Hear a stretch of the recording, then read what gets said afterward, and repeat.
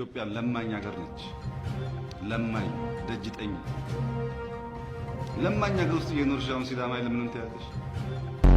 እኔና ኢሳያስ ስንደመር ሁለት ሳይሆን እኛ እንሆናለን።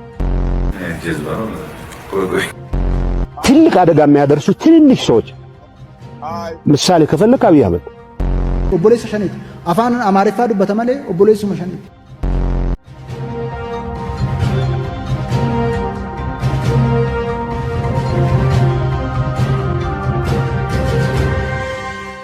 ከተሞችን የተቆጣጠረው የደብረ ጽዮን ቡድን ወደ አዲስ አበባ ተደራዳሪ መላኩ ተሰምቷል።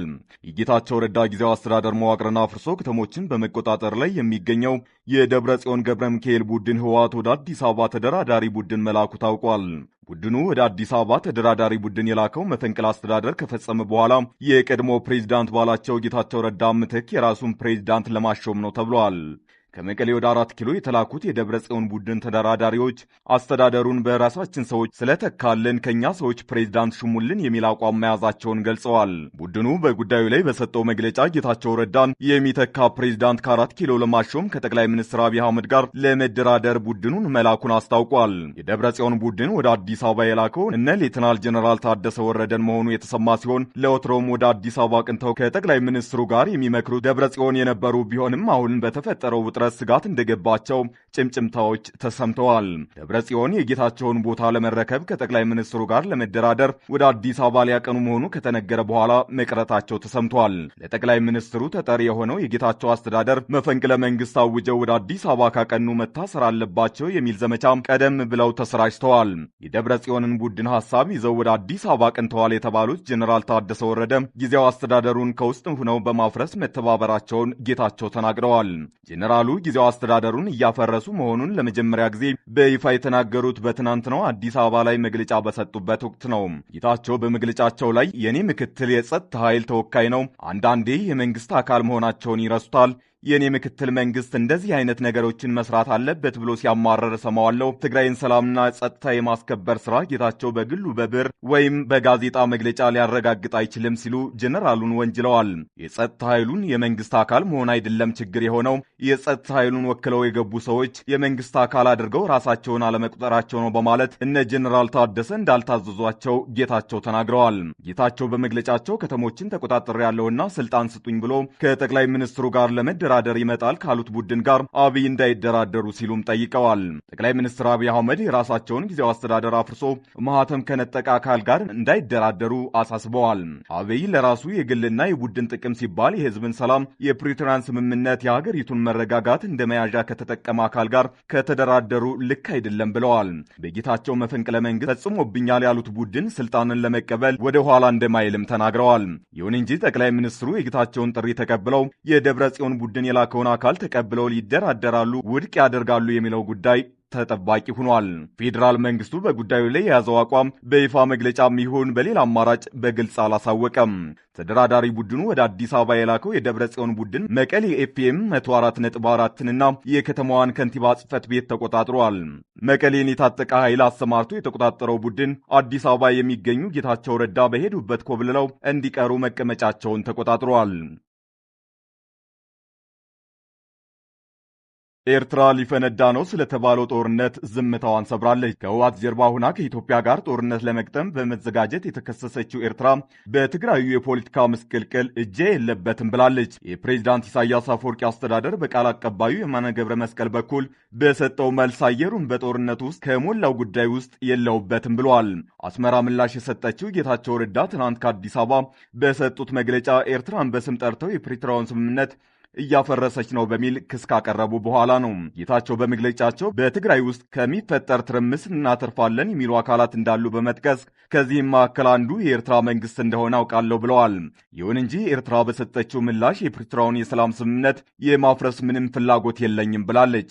ኤርትራ የፌዴራል መንግስቱና ህወሓት የፈረሙት የፕሪቶሪያው ስምምነት የኢትዮጵያን የውስጥ ጉዳይ መሆኑን በመጥቀስ ከቀረበባት ውንጀላ ራሷን ተከላክላለች። ኤርትራ የኢትዮጵያ ውስጥ ጉዳይ ነው ያለችውን የፕሪቶሪያውን የግጭት ማቆም የፕሪቶሪያውን ስምምነት የማኮላሸት ፍላጎት እንደሌላት ያረጋገጡት የማነ በተመሳሳይ ኤርትራ በትግራይ የተለያዩ ቡድኖች መካከል ያለውን ሽኩቻ የማባባስ ፍላጎት የላትም ብለዋል። በኢትዮጵያ መንግስትና በትግራይ ጊዜያዊ አስተዳደር ፕሬዝዳንት ጌታቸው ረዳ በኩል ኤርትራ ከጀርባ አለች የሚለው ውንጀላ አየሩን ሞልቶታል። አሁን ላይ ከተሞችን እየተቆጣጠረ የሚገኘው የህወሓት ክንፍ ከኤርትራ መንግስት ድጋፍ አለው የሚሉ መረጃዎች ከወደ ትግራይ በስፋት እየወጡ ነው። ይሁን እንጂ ኤርትራ የኢትዮጵያ ፖለቲካ ኃይሎች ውስጥ ጉዳያቸውን በእኔ እያሳበቡ ነው በማለት ላይ ትገኛለች። በኢትዮጵያ ውስጥ ጉዳይ በሌለሁበት ስሜ እየጠፋ ነው የምትለው ኤርትራ በቀይ ባህር አጀንዳ ጦርነት ለመቀስቀስ ትንኮሳ እየተፈጸመብኝ ነው በማለት ላይ ትገኛለች። የኤርትራ መንግስት ቃል አቀባይ የማነ ገብረ መስቀል በሰጡት ምላሽ ከኢትዮጵያ በኩል ቀይ ባህርን መሰረት ያደረገ ትንኮሳ እየተፈጸመብን ነው ብለዋል። ኢትዮጵያ ውስጥ የተለያዩ ፖለቲከኞች በቀይ ባህር ዙሪያ የሚሰጧቸው ጠብጫሪ መግለጫዎች አላስፈላጊ ውጥረት እየፈጠሩ ነው ሲሉ የማነ በሰጡት መልስ ከሰዋል። ከኢትዮጵያ በኩል ከቀይ ባህር ጋር በተገናኘ የሚነሳው የማነ ጠባጫሪ ያሉትን አጀንዳ በጽኑ ሊወገዝ የሚገባው እንደሆነም ገልጸዋል። ኤርትራ ስለ ቀይ ባህር በኢትዮጵያ በኩል የተነሳውን አጀንዳ በስጋት የተመለከተችው ሲሆን አሁን ላይ በሁለቱ ሀገራት የጦርነት ስጋት የደቀነውም ይሄው ጉዳይ ነው። ኤርትራ ሌላው ምላሽ የሰጠችበት ጉዳይ የኤርትራ ጦር በኢትዮጵያ ትግራይ ግዛት ውስጥ ይገኛል የሚለውን ነው። የማነ አንዳንድ አካላት የኤርትራ ጦር አሁንም በትግራይ ግዛቶች ውስጥ ይገኛል የሚል የሐሰት ክስ የሚያሰሙት ግጭት ለመቀስቀስ ስለሚፈልጉ ነው በማለትም ወቅሰዋል። ውንጀላውን ጦርነት ለመለኮስ ሆን ብሎ የሚቀርብ ውንጀላ ነው ያሉት የማነ የኤርትራ ወታደሮች ሙሉ በሙሉ በሉዓላዊ ግዛታቸው ውስጥ ተሰማርተው ይገኛሉ ብለዋል። ኤርትራ ከሰሜኑ ጦርነት በኋላ በአልጀርስሩ ስምምነት መሰረት የተወሰነልኝና በህወሓት አገዛዝ ወቅት ተቀምጬ የቆየሁት መሬት እጅ አስገብቻለሁ በማለት በተደጋጋሚ እየሞገተች ነው። ይሁን እንጂ የአልጀርሱ ስምምነት አየር ላይ እንጂ መሬት ላይ የወረደ የድንበር ማካለል ስራውን ሳይጠናቀቅ በጦርነት የተስተጓጎለ በመሆኑ ያልተቋጨ ጉዳይ መሆኑ ይነሳል። ምንም እንኳን መሬት ላይ ያለቀ ድንበር ማካለል ባይሰራም ኤርትራ ከአልጀርሱ ስምምነት አልፋ የተቆጣጠራቻቸው ቦታዎች እንዳሉ በተደጋጋሚ ሲገለጽ ቆይቷል። ባለፈው ሳምንት በፍርድ ቤት ነጻ የተባሉት ባለስልጣን 13 ዓመት ተፈረደባቸው። ጉዳዩ መነጋገሪያ ሆኗል። በቀድሞ የሐዋሳ ከተማ ከንቲባ ረዳት ፕሮፌሰር ጸጋዬ ቱኬ 13 ዓመት ጽኑ እስራት ተፈርዶባቸዋል። ሌሎች 4 ተከሳሾች ላይም የጥፋተኝነት የቅጣት ውሳኔ ተላልፏል። የሐዋሳ ከተማ አስተዳደር ከፍተኛ ፍርድ ቤት በዛሬው ዕለት በዋለው ችሎት በቀድሞ የከተማ አስተዳደሩ ከንቲባ ረዳት ፕሮፌሰር ጸጋዬ ቱኬ ላይ የ13 ዓመት ጽኑ እስራትና የ21 ሺህ ብር ቅጣት ውሳኔ አስተላልፎባቸዋል። የሲዳማ ክልል ፍትህ ቢሮ አቃቢ ሕግ በቀድሞ ከንቲባና በሌሎች 4 ተከሳሾቹ ላይ ያቀረበውን በስልጣን ያለአግባብ መገልገል የመንግስትን ስራ በማያመች ሁኔታ በመስራትና የማይገባ ጥቅም በማግኘት በሙስና ወንጀል ከሶ በፍርድ ቤት ሲያከራክር የቆየ ሲሆን ፍርድ ቤቱ ባሳለፍነው ሳምንት በተከሳሾቹ ላይ የጥፋተኝነት ውሳኔ ማስተላለፉ ይታወቃል። የሐዋሳ ከተማ አስተዳደር ከፍተኛ ፍርድ ቤት ከዚህ ቀደም በዋለው ችሎት በረዳት ፕሮፌሰር ጸጋዬ ቱኬ ላይ በ488 ሺህ ብር የቤት ቁሳቁስ የተገዛበት ተብሎ ለቀረበባቸው ክስ ነፃ ናቸው ብሏቸው ነበር። ነገር ግን ስልጣንን ያላግባብ በመገልገል በአጠቃላይ 97 ሚሊዮን 88965 ብር ያላግባብ እንዲባክን አድርገዋል በሚል በክልሉ ዋና ኦዲት መስሪያ ቤት ግኝት መነሻ የቀረበባቸውን ክስ በኦዲትና በሰው ማስረጃ መረጋገጡን በመግለጽ በተጨማሪ ያልተገባ ጥቅም የማግኘት መብት ክስ ቀርቦባቸው የጥፋተኝነት ውሳኔ አስተላልፎባቸው እንደነበርም ተመላክቷል። ፍርድ ቤቱ ዛሬ በዋለው ችሎት ተከሳሽ ረዳት ፕሮፌሰር ጸጋዬ ቱኬ ስልጣንን ያላግባብ በመጠቀም የመንግስት ገንዘብ እንዲባክን አድርገዋል፣ እንዲሁም 260 ሺህ ብር ያላግባብ ጥቅም አግኝተዋል በሚል ለሁለቱም ወንጀል ክሶች ተከሰው ከታሰሩበት ቀን ጀምሮ በሚቆጠር በድምሩ 13 ዓመት ጽኑ እስራትና 21 ሺህ ብር ቅጣት ውሳኔ አስተላልፏል። በተመሳሳይ አቶ ታሪኩ ታመነ፣ አቶ ታፈሰ ቶናሻ፣ አቶ ተሰማ ዳንጉሼና አቶ ሰይፉ ደሊሳ የመንግስት ስራ በማያመች መንገድ በመስራት በሙስና እንዲሁም በሌሎች ክሶች የጥፋተኝነት ውሳኔ ተላልፎባቸው እንደነበርም ይታወሳል።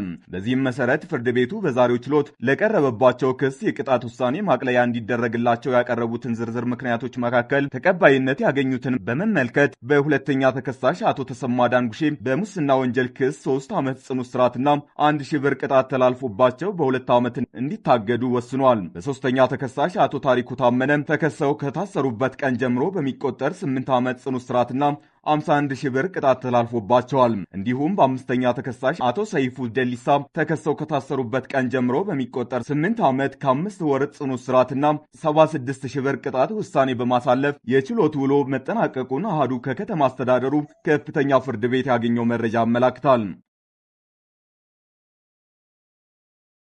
ፑቲን ከዩክሬን ጋር ለሚደረግ የተኩስ አቁም ከበድ ያለ ቅድመ ሁኔታዎችን አስቀመጡ። የሩሲያው ፕሬዝዳንት ቭላዲሚር ፑቲን ከዩክሬን ጋር እንዲደረስ የታቀደውን የተኩስ አቁም ሐሳብ እንደሚስማሙበት ቢገልጹም በርካታ ጥያቄዎች የጫሩ ከባድ ቅድመ ሁኔታዎችን አስቀምጠዋል። የሩሲያው ፕሬዝዳንት በጉዳዩ ዙሪያ ምላሽ የሰጡት በዚህ ሳምንት መጀመሪያ ዩክሬን ከአሜሪካ ጋር ባደረገችው ውይይት የቀረበውን የ30 ቀናት የተኩስ አቁም እቅድ መቀበሏን ተከትሎ ነው።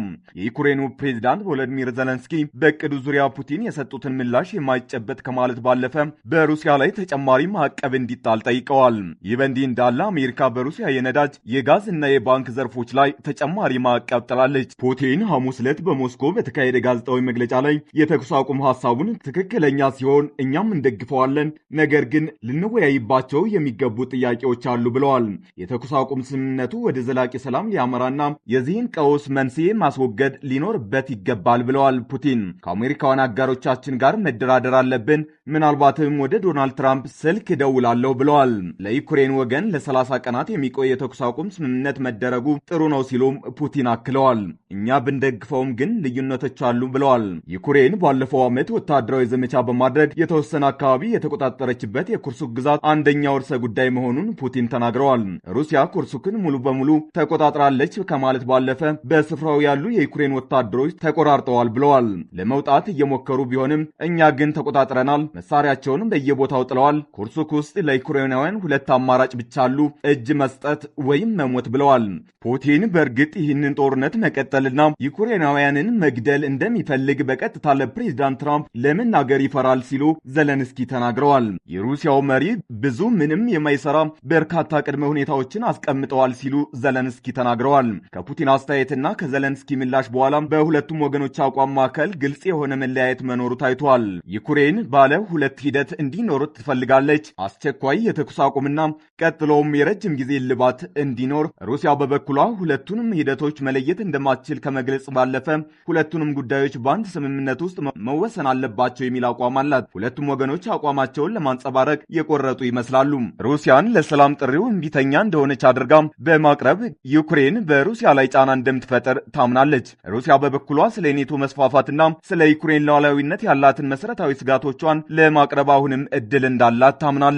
ይህ ደግሞ ለዶናልድ ትራምፕ ችግር ይፈጥራል። አፋጣኝ ውጤት እንደሚፈልጉ ግልጽ በማድረግ ጦርነቱን በቀናት ውስጥ ለማቆም ቃል ገብተዋል። የፑቲንን አስተያየት ተከትሎ በዋይት ሀውስ ንግግር ያደረጉት ፕሬዝዳንት ትራምፕ በበኩላቸው ከሩሲያው መሪ ጋር ለመገናኘት እንደሚፈልጉና ለ30 ቀናት የሰላም ስምምነቱ ሩሲያ ትክክለኛውን ነገር ታደርጋለች የሚል እምነት እንዳላቸው ተናግረዋል። ከሩሲያ የተኩስ አቁምን ማየት እፈልጋለሁ ብለዋል። ቀደም ብሎ ከኔቶ ዋና ጸሐፊ ማርክ ሩት ጋር በኦቫል ኦፊስ ባደረጉት ስብሰባ ላይ ቀደም ሲል ከዩክሬን ጋር በዝርዝር ጉዳዮች መወያየታቸውን ትራምፕ ለጋዜጠኞች ተናግረዋል።